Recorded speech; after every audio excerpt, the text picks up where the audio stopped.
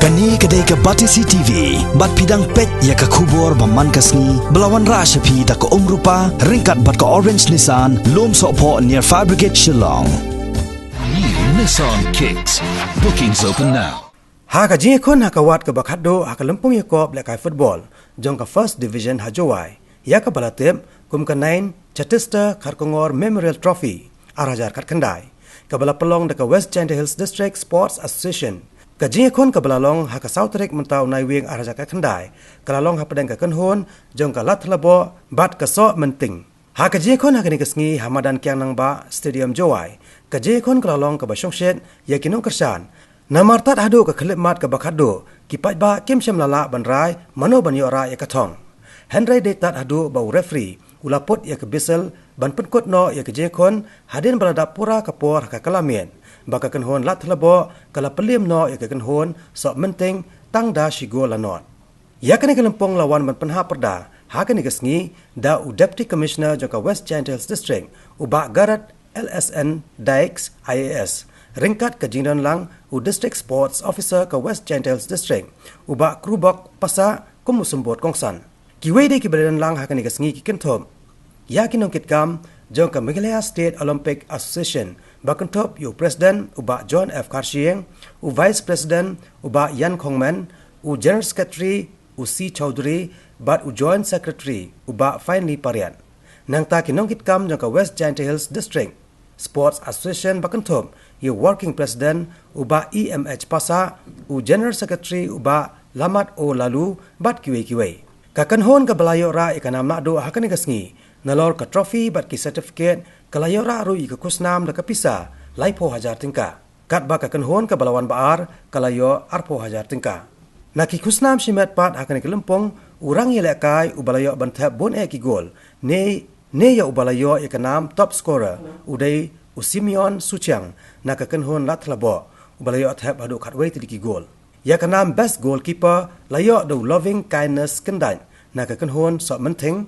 Ya kanam man of the match layo do Raymond Lingdo na kakanhon la thlabo but ya kanam player of the tournament layo da Uheplan Mi Kasar na kakanhon sok menting.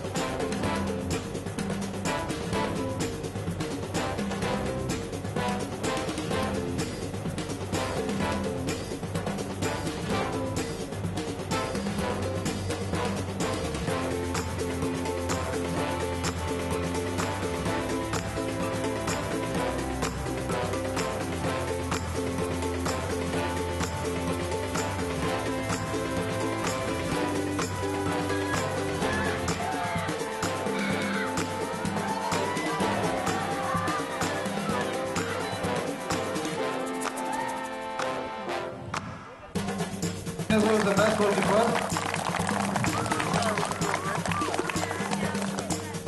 Sama instruksi yang baik dan dikasih. Raymond Endar.